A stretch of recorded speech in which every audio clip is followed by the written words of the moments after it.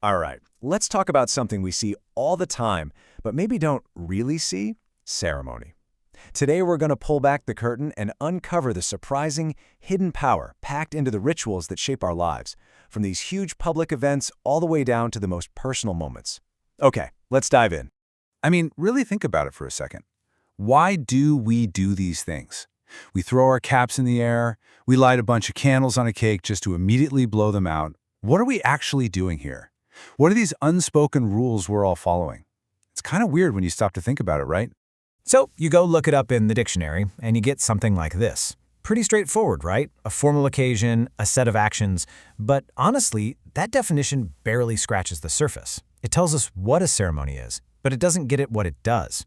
And what it does? Well, that's where all the power is. And that leads us right into our first big idea. Ceremonies aren't just these passive, symbolic things we do. No, they're active forces. They're basically drawing up the blueprints for our social world. They don't just reflect reality, they help create it. There's this great quote from the sociologist Stephen Lukes that just nails it. When a ceremony happens, it focuses our attention on certain ideas and certain relationships, making them seem solid, important, authoritative.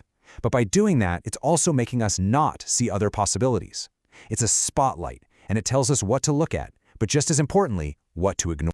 Okay, so get this. The anthropologist Clifford Geertz had this brilliant idea that ceremony works in two ways at the exact same time. First, it's a model of reality. It's like a map that shows us the social order as we believe it is right now. But, and this is the cool part, it's also a model for reality. It's a blueprint for how society should be, pushing all of us to live up to that ideal. It's a mirror and a roadmap all in one.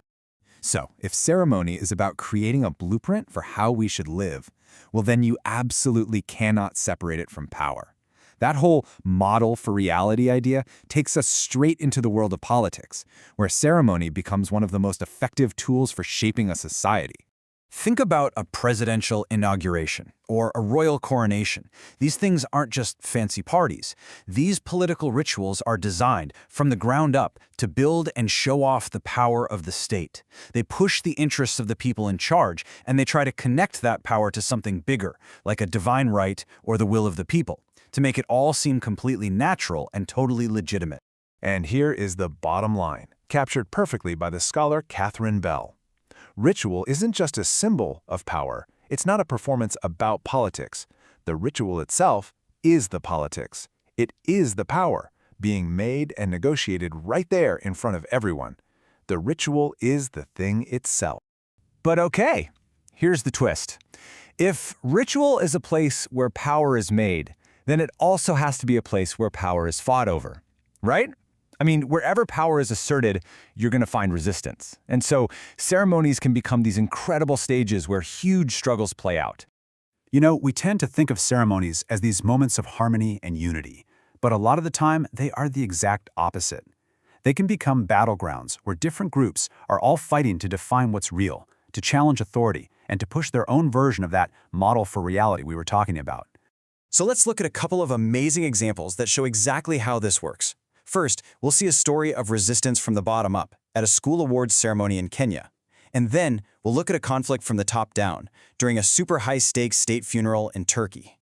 So in Mombasa, Kenya, a group of Swahili schoolgirls completely took over their own awards ceremony.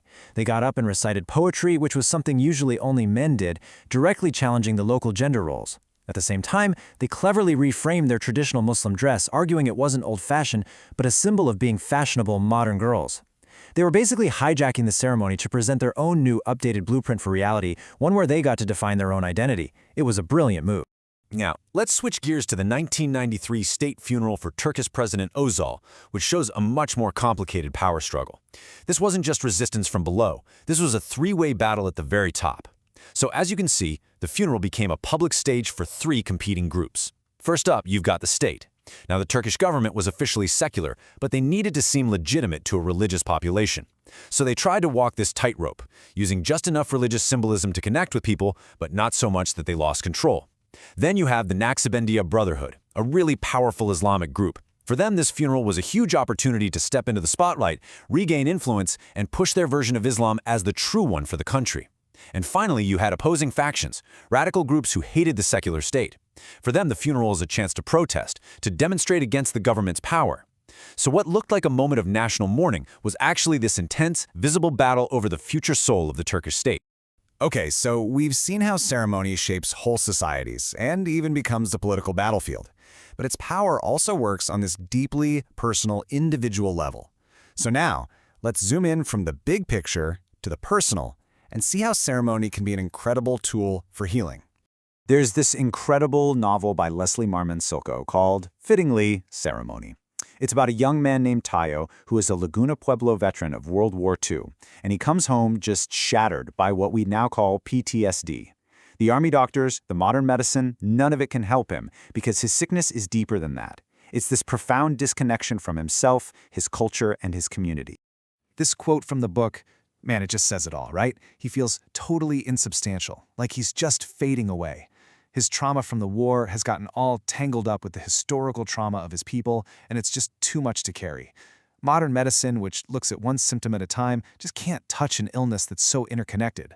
So Teo goes to see a Navajo medicine man, Batoni, who understands something crucial.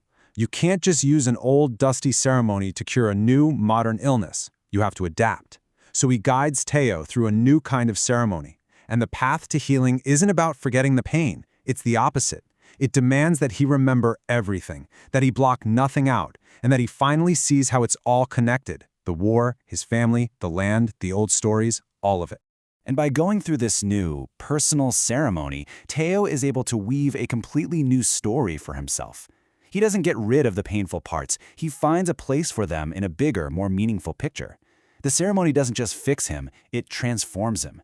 It allows him to reclaim who he is and find his place back in the world. It's just this powerful example of how ritual can put a broken person back together again.